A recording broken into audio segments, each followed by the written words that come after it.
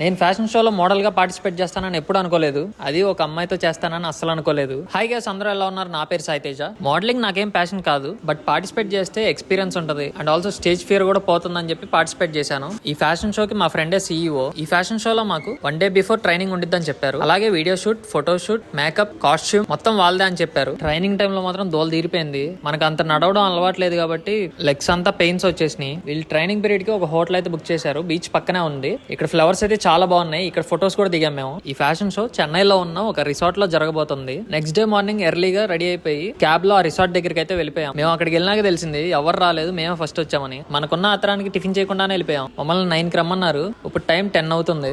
సరే ఇంకా టైం ఉంది కదా అని చెప్పి పక్కనే ఉన్న కేఫ్ లో వేడివేడిగా సమోసాలు వేస్తుంటే అక్కడ సమోసాను వెజ్ శాండ్విచ్ తినేసాం. ఈ ఫ్యాషన్ షోని ఈష్ ఫ్యాషన్స్ అనే వాళ్ళు కండక్ట్ చేస్తున్నారు. ఇక్కడ బిగ్ బాస్ చైర్ లాగా 2 సీట్లు పెట్టారు. ఇక్కడ ఒక్కొక్కరు ప్రాక్టీస్ చేస్తున్నారు. మామూలుగా కాదు, వాళ్ళ కొరియోగ్రఫీ కూడా చాలా బాగుంది. వాళ్ళు అక్కడ ప్రాక్టీస్ చేస్తుంటే నిజంగా షో మ్యాచ్ చూస్తున్నట్టే ఉంది. సరే ఇంకా ఖాళీగా కింద ఏం తిరుగుతాం అని చెప్పి పైకి వచ్చి షోని అయితే చూసాము. యాక్చువల్ గా మాకు ప్రాక్టీస్ టైమ్ లో స్టేజ్ అనేది టీ షేప్ లో ఉండిద్దని చెప్పారు. బట్ అక్కడికి వెళ్ళి చూసిన తర్వాత స్టేజ్ కి స్టెప్స్ కూడా ఉన్నాయి.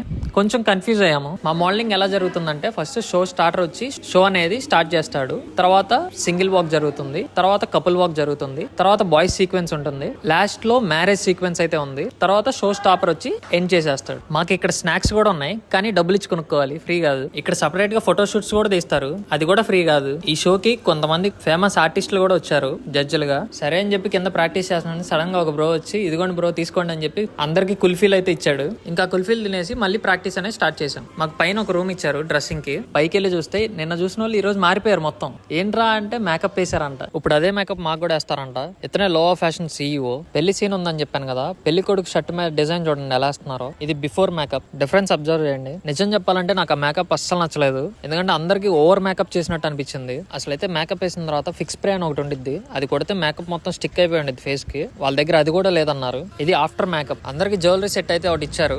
నాకు ఆ కాస్ట్యూమ్ కూడా అంతకు నచ్చలేదు. కింద ధోతి బాగుంది కానీ పైన కుర్తా సెట్ కాలేదు అనిపించింది. ఈ కృష్ణుడి డిజైన్ అయితే బాగా వేశారు. షర్ట్లెస్ పర్ఫార్మెన్స్ కూడా ఉన్నాయి. షో స్టార్ట్ అయ్యే లోపు మా వాళ్ళు బాగా ఎంజాయ్ చేస్తున్నారు. ప్రేమ్ డాన్స్ కూడా వేసాడు చూడండి. షో యాక్చువల్ గా మధ్యాహ్నం 2కి అయితే స్టార్ట్ అవ్వాలి. బట్ ఈవినింగ్ ఉండాల్సిన ప్రైస్ డిస్ట్రిబ్యూషన్ ఆఫ్టర్నూన్ పెట్టారు. మా షో స్టార్ట్ అయ్యేసరికి ఈవినింగ్ 7 అయింది. మేము పార్టిసిపేట్ చేసినప్పుడు మా కెమెరామెన్ వీడియో అయితే తీశారు, బట్ అవి ఇంకా మన దగ్గరికి రాలేదు. అండ్ ఆల్సో మనం పార్టిసిపేట్ చేసినందుకు మనకు ఒక మెడల్, సర్టిఫికేట్ కూడా ఇస్తారు, పార్టిసిపేషన్ సర్టిఫికేట్ రాగానే నేను పోస్ట్ అయితే పెడతాను. అవన్నీ మిస్ కాకూడదంటే ఫాలో అండ్ సబ్స్క్రైబ్ ఇప్పుడే చేసుకోండి.